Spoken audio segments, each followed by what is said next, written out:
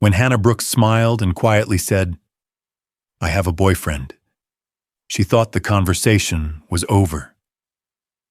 Instead, the most feared mafia boss in Chicago calmly bought every flower in the city before midnight.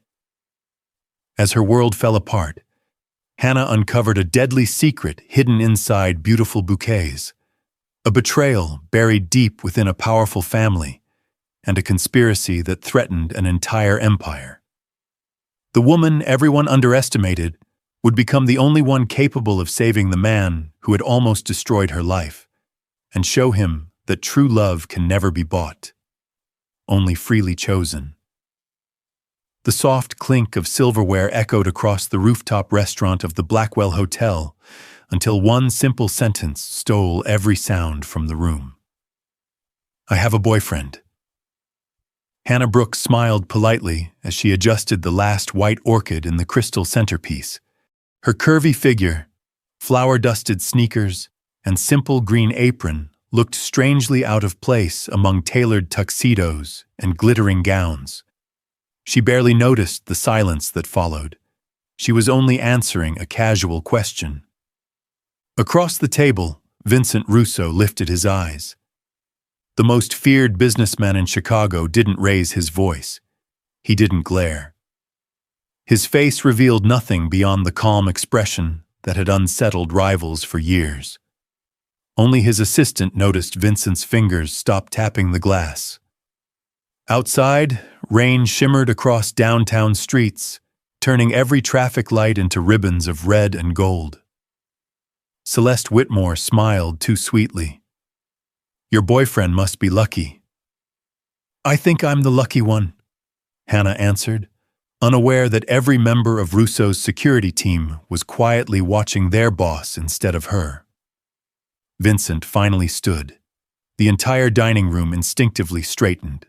He buttoned his charcoal jacket and spoke to his assistant as casually as someone ordering another cup of coffee. "Buy every flower." The assistant blinked. "Sir, for tomorrow's events?" "No." Vincent's voice stayed perfectly even. "Every flower still available in Chicago. Every wholesaler. Every florist. Every shipment arriving before midnight." The assistant hesitated for only half a second before making the first phone call. Within minutes, suppliers, hotels, wedding planners, and flower markets across the city began receiving impossible offers. Price didn't matter. Availability didn't matter. Only one order mattered. Buy them all. Hannah watched Vincent walk toward the elevator without another glance in her direction. She frowned, confused by the strange tension left behind.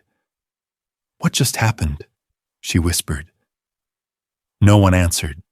Far below, black SUVs disappeared into the rainy streets, while phones rang in flower shops across Chicago. By sunrise, not a single rose, orchid, tulip, or lily would remain for sale, and neither Hannah nor anyone else could imagine that one jealous order had just awakened a conspiracy that had been hiding behind beautiful flowers for years. 3 weeks earlier, before anyone in Chicago had spoken her name, Hannah Brooks unlocked the door of Brooks and Bloom while the sky was still dark.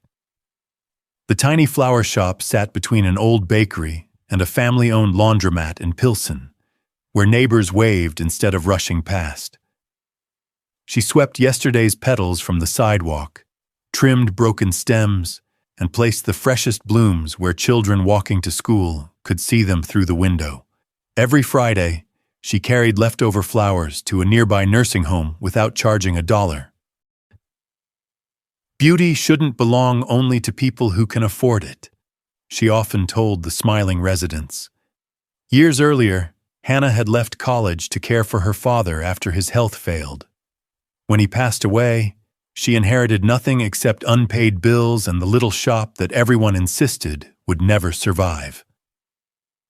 A luxury floral company had fired her after wealthy clients complained that a curvy black woman didn't match the elegant image they wanted. Hannah never argued. She simply kept working. That afternoon, she quietly defended a teenage delivery driver whose manager blamed him for crushed flowers caused by a broken truck. Instead of embarrassing the boy, she helped rebuild every arrangement herself. Watching from across the street, community attorney Noah Reed smiled. He had seen Hannah solve problems without asking for applause more times than he could count. He stepped inside carrying a sealed envelope. "I think this could save your shop." Inside was a contract to decorate one of the largest charity galas in Chicago. The payment would cover months of overdue expenses. Hannah laughed in disbelief. "Who would trust me with something this big?" Noah hesitated before answering. "Someone very powerful." Neither of them realized that accepting one signature would quietly place Hannah Brooks inside the world of Vincent Russo. The morning of the gala arrived beneath gray Chicago skies. Hannah's aging delivery van rolled through the entrance of the Blackwell Hotel, surrounded by polished black SUVs and luxury sedans. Bellman glanced at her faded jeans before pointing her toward the service entrance without asking her name. Inside the grand ballroom, crystal chandeliers scattered warm light across marble floors, while dozens of workers rushed to prepare for the evening. Celeste Whitmore greeted Hannah with a flawless smile that never reached her eyes. "I hope your little flower shop can keep up," she said, handing Hannah twice the arrangements originally listed in the contract. "Failure isn't an option here." Instead of arguing, Hannah quietly reorganized the volunteers, reused decorative greenery others planned to discard, and transformed empty corners into elegant displays. Even skeptical staff members stopped to admire her work. Then she reached the head table. A dozen crimson roses stood in imported crystal vases. Hannah leaned closer. Something wasn't right. The petals looked perfect, yet beneath their sweet fragrance lingered a sharp, metallic scent. A thin layer of pale wax coated each stem, almost invisible beneath the ribbon. "These shouldn't be here," she whispered. Before anyone could stop her, she removed every rose from the centerpiece. A deep voice echoed behind her. "Who authorized that?" Hannah turned to find Vincent Russo standing only a few feet away, his charcoal suit immaculate, his expression unreadable. The room instantly fell silent. "No one," she answered steadily. "But if these flowers stay, someone could get hurt." Several executives exchanged amused looks. Celeste folded her arms. "She's a florist, not a scientist."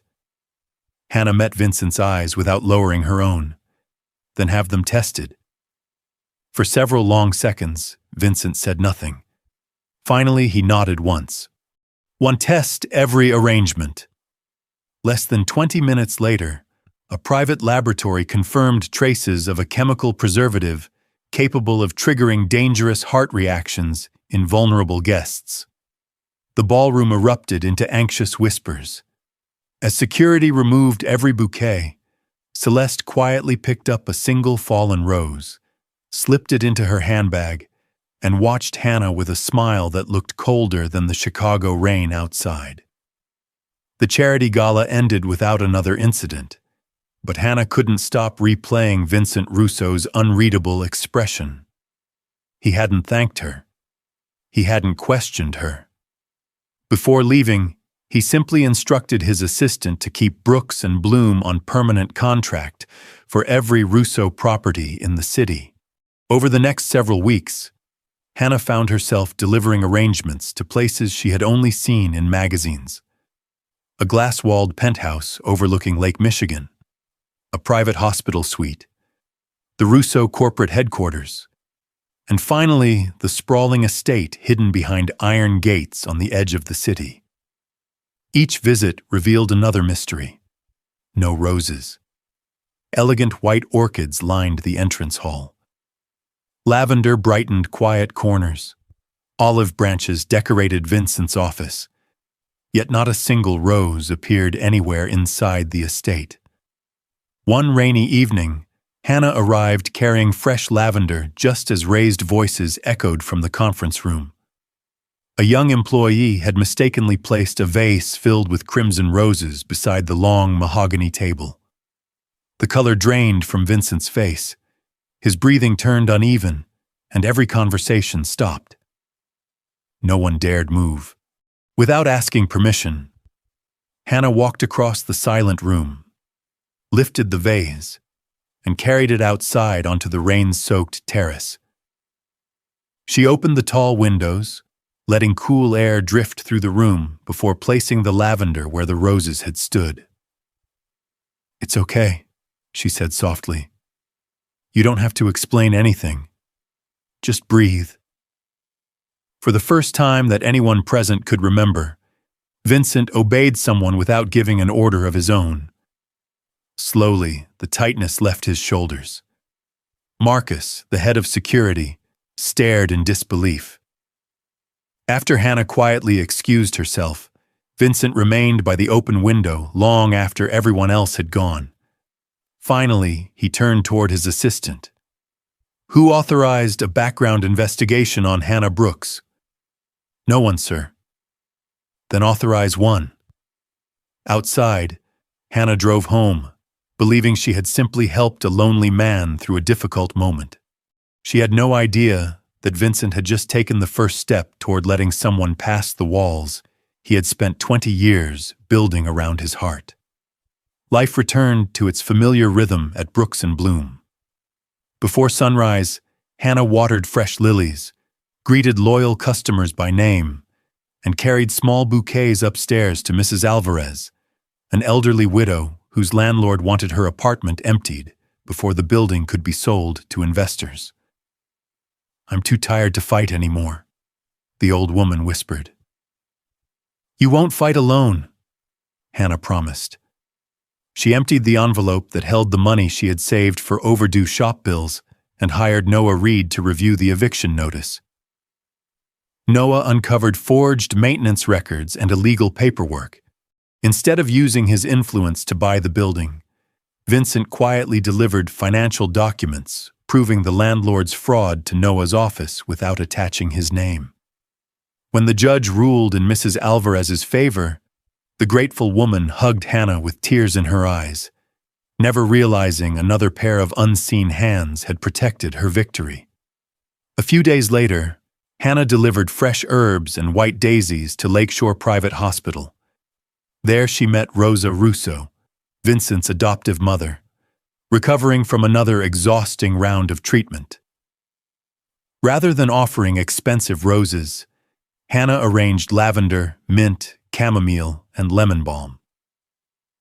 "The fragrance is gentle," she said with a warm smile. "Sometimes comfort matters more than beauty." Rosa closed her eyes and breathed deeply. It reminds me of home." Standing quietly outside the room, Vincent watched his mother's tired face soften for the first time in weeks. Hannah wasn't trying to impress anyone. She wasn't searching for favors. She simply noticed what everyone else overlooked. As Hannah prepared to leave, Rosa gently touched Vincent's hand. "She's different." Vincent said nothing. Then Rosa's expression grew serious. "Be careful, Vincent. Celeste has been asking far too many questions about your imported flower shipments." Vincent's eyes narrowed toward the window, where trucks rolled through the rain toward the city's warehouses. For the first time, he wondered whether the poisoned roses at the Gala had never been the true target at all. A week later, Noah Reed called Hannah with an unusual favor. "My father is hosting a family dinner," he said. "They're still hoping I'll settle down. I just need them to believe I'm seeing someone." Hannah laughed softly. "So you need a fake girlfriend?" "Just for one evening," she agreed without hesitation. Noah had stood beside her when almost no one else had. Helping him felt natural. That same evening, The Blackwell Hotel hosted another charity reception. Noah arrived first, slipping his jacket over Hannah's shoulders when a cool breeze swept across the rooftop terrace. "You'll freeze out here," he said. Before Hannah could thank him, Celeste Whitmore appeared beside them, a polished smile hiding quiet satisfaction. "What a lovely surprise," she said loudly enough for nearby guests to hear. "So, are you two finally dating?" Several conversations paused. Hannah noticed Noah's anxious expression and answered before he could speak. "I have a boyfriend." The words were simple. Across the terrace, Vincent Russo had just stepped from the elevator. His eyes landed on Noah's hand, resting lightly against Hannah's shoulder. For a heartbeat, the music seemed to disappear. Marcus watched his boss carefully, expecting anger. Instead, Vincent calmly adjusted his cufflinks. "Excuse me," he told the guests. He walked away without looking back. Inside a private conference room, his assistant followed, tablet already in hand. "What are tomorrow's floral deliveries?" "Hotels, weddings, hospitals, retailers? Nearly every distributor in Chicago." Vincent's voice remained perfectly steady. "Purchase all of them." The assistant stared in disbelief. "Every shipment?" "Every greenhouse, every wholesaler, every flower shop willing to sell. And if they refuse, double the offer." Calls began immediately. Warehouses reopened after hours. Cargo trucks changed destinations. Cargo planes waiting to unload received new instructions. Across Chicago, florists celebrated unexpected fortunes, never asking why one anonymous buyer suddenly wanted every blossom the city could provide. Only one shipment escaped the buying frenzy. Hidden among ordinary imports, a refrigerated container registered to one of Celeste's shell companies quietly entered the harbor before midnight. No one noticed, not even Vincent. By the next morning, Chicago's flower business had fallen into chaos. Brides stood in empty reception halls waiting for bouquets that would never arrive. Hospitals canceled deliveries meant to brighten recovery rooms. Funeral homes apologized to grieving families. Small flower shops faced furious customers who believed they had broken their promises. Brooks and Bloom suffered the hardest blow. People filled Hannah's social media pages with angry accusations. Some claimed she had secretly partnered with Vincent Russo to control the city's flower supply. Others called her greedy, dishonest, and unworthy of the trust she had spent years earning. Before noon, someone splashed red paint across the front window of her shop. Hannah stood silently with a bucket of water and a rag, scrubbing away the stains while neighbors watched with sympathetic eyes. Noah arrived carrying a folder thick with financial records. "I traced the purchases," he said quietly. Her hands stopped moving. "They all lead back to one buyer." She already knew the answer before he spoke the name. "Vincent." The word felt heavier than the bucket in her hand. That evening, rain fell against the glass walls of Vincent's penthouse as Hannah stepped inside without flowers for the first time. He looked relieved to see her. She did not. "Why?" she asked. Vincent remained calm. "I wanted to make sure no one else could give you flowers." Hannah stared at him in disbelief. "You didn't protect me." Her voice trembled, not with fear, but heartbreak. "You turned me into the villain of an entire city." Silence settled between them. For the first time, Vincent realized that power could solve almost anything except the damage caused by a wounded heart. He took one slow step toward her. "I'm sorry." She shook her head. "Some things can't be fixed by buying them." Hannah placed the Russo contract on the table. "I won't decorate another one of your buildings." She walked away before he could answer. Vincent made no attempt to stop her. Long after the elevator doors closed, he remained standing beside the rain-covered window. Far across the city, security cameras overlooking the harbor captured refrigerated trucks unloading thousands of unopened flower crates from Celeste Whitmore's private shipping company. Hidden beneath the blooms, the real cargo entered Chicago without a single inspection. The next morning, Hannah unlocked Brooks and Bloom and found another canceled order taped to the door. Then another, and another. Instead of hiding, she posted a public apology. She refunded every wedding she could afford, delivered the remaining flowers to children's hospitals, and spent nearly all her savings helping couples whose celebrations had been disrupted. "I can't undo what happened," she told each customer, "but I can make sure you aren't carrying the cost alone." Some forgave her. Many did not. Days later, Noah asked Hannah to examine an unusual orchid recovered from a shipment at the harbor. The petals were flawless, but the pollen carried the same faint metallic smell she had noticed at the Blackwell Gala. Around the stem rested another nearly invisible layer of wax. "It's the same process," Hannah whispered.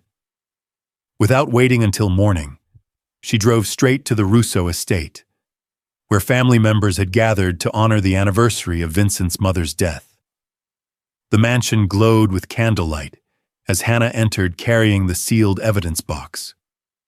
Before she could speak, Celeste stepped forward. "Still chasing attention?" she asked with a practiced smile. "Or are you hoping Vincent will rescue you again?" Several relatives exchanged uncomfortable glances. Hannah calmly opened the box. "I believe these flowers are connected to the poisoned roses." Celeste laughed. "She's making up stories because she lost her business." The room grew painfully quiet. One of Vincent's guards reached for Hannah's arm. "I'm going to have to ask you to leave."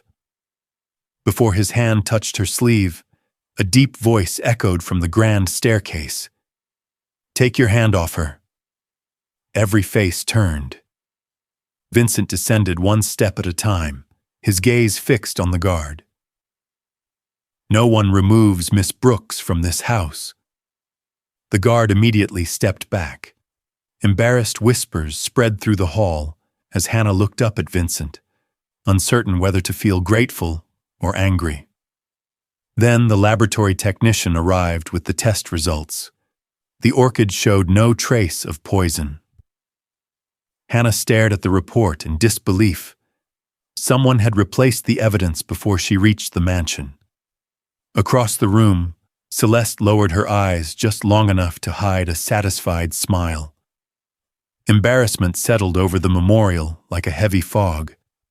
Relatives whispered that Hannah had invented the entire story. She wanted to defend herself, but every word sounded weaker against the laboratory report lying on the table. Only one person approached her: Dominic Hale. The silver-haired uncle who had helped raise Vincent offered a fatherly smile and gently guided Hannah away from the growing crowd. "Don't let tonight break your spirit," he said. "The truth has a way of finding daylight." Grateful for a kind voice, Hannah failed to notice how carefully he studied the evidence box in her hands. Before she could answer, Rosa Russo stepped toward the memorial bouquet arranged beneath a large portrait of Vincent's late mother. She leaned closer. "What lovely lilies!" Her sentence ended with a sudden gasp. The bouquet slipped from her hands as she collapsed. The mansion lights flickered. Then every chandelier went dark. Emergency lights bathed the hall in a cold red glow, while steel security doors slammed shut throughout the estate. Confused voices echoed from every direction. Marcus reached for his radio. No signal.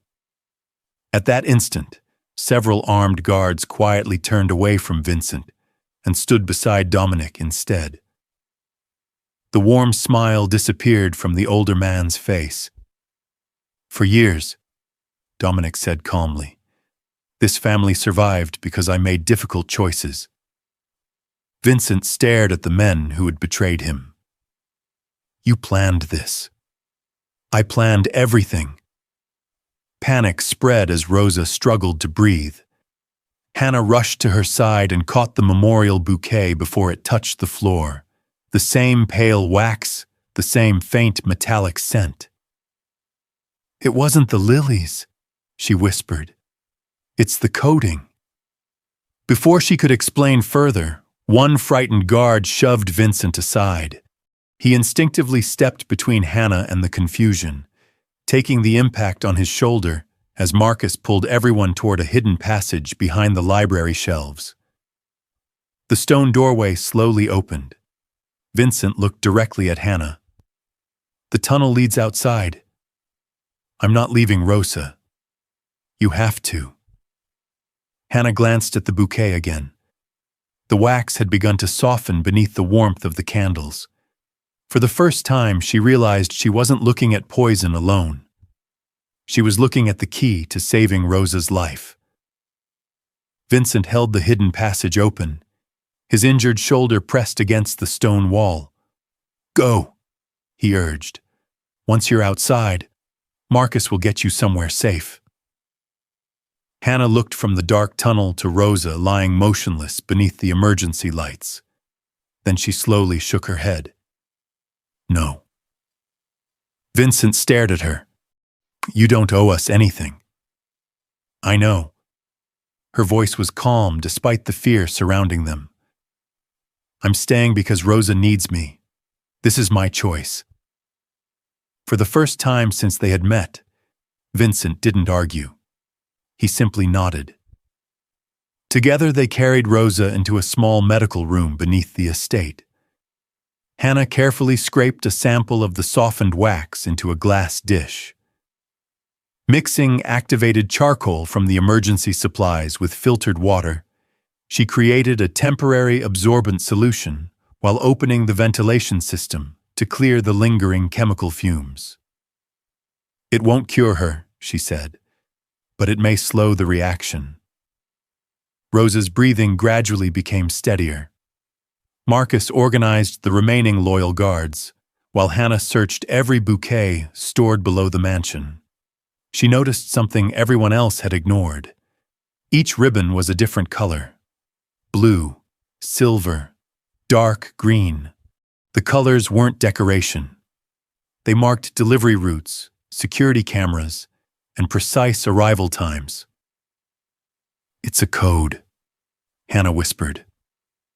Marcus spread the ribbons across a map of Chicago. Every warehouse connected perfectly. Just then, Hannah remembered the people she had helped over the past year. The teenage delivery driver, elderly gardeners, greenhouse workers, and independent truck operators. She borrowed an old radio. Within minutes, familiar voices answered. "We're still with you, Miss Brooks." Outside the estate, ordinary workers quietly began tracking suspicious flower shipments moving across the city. Searching an old storage room for more records, Hannah brushed dust from a forgotten wooden trunk. Inside lay photographs from decades earlier. One picture stopped her cold. Vincent's mother smiled beside an enormous bouquet wrapped with the exact same dark green ribbon she had just found downstairs. The photograph had been taken only hours before the night she died. Hannah's heart raced. The ribbon code hadn't begun with Celeste. It had existed for years. Which meant someone inside the Russo family had been hiding the truth long before poisoned flowers ever reached the Blackwell Hotel. Hannah carried the faded photograph back to the hidden medical room, laying it beside the colored ribbons spread across the table. Vincent stared at the image of his mother smiling beside the bouquet wrapped with the same dark green ribbon. "My uncle planned the memorial flowers every year," he whispered. The realization settled over the room with painful silence. Before anyone could speak, Noah's voice crackled through the radio. He had spent the night searching corporate records. I found Celeste's shell companies, he said. They're registered as flower import businesses, but the cold storage warehouses have been moving military equipment, diamonds, and chemical supplies through the Russo shipping network. Marcus unfolded a city map. Every warehouse matched Hannah's ribbon code. It was never about flowers, she said quietly. Flowers were only the disguise. Vincent closed his eyes for a moment. The man who had trusted Dominic like a father suddenly understood that his family's empire had been used for years without his knowledge. I'll end this myself. Hannah stepped in front of him. No. He looked surprised. If you charge in alone, you'll play the role Dominic expects. We already know something he doesn't. She pointed to the ribbons. Now he believes only his people understand the code. Working together, they reassigned loyal guards, redirected delivery trucks, and quietly emptied the warehouse marked by the green ribbon. Hidden cameras remained active while harmless flower crates replaced the illegal shipments. Just before dawn, thick fog rolled across the harbor as Dominic's convoy approached the docks, convinced everything remained under his control. From a nearby warehouse window, Hannah watched the trucks arrive. We only get one chance, Marcus warned. Vincent reached for Hannah's hand. Whatever happens next, we stay together. She squeezed his hand once before letting go. Then a voice echoed from the shadows behind them. That won't be possible. Several armed men stepped into the light. Dominic smiled as two guards seized Hannah before anyone could react. He looked directly at Vincent. You may save the woman, or you may save the Russo family. For the first time in years, the most powerful man in Chicago faced a choice that money, influence, and fear could not solve. Vincent never answered. Instead, he looked at Hannah. She gave him the smallest nod, the same quiet confidence she had carried from her little flower shop into the center of his shattered world. Trust me, she said. Dominic laughed, certain he had already won. Hannah slowly lifted the wax-coated rose she still held. You spent years hiding everything inside flowers, she said, but you forgot one thing. She glanced toward the refrigerated warehouse. Cold storage preserves the wax. Warm air cracks it. Dominic's smile faded.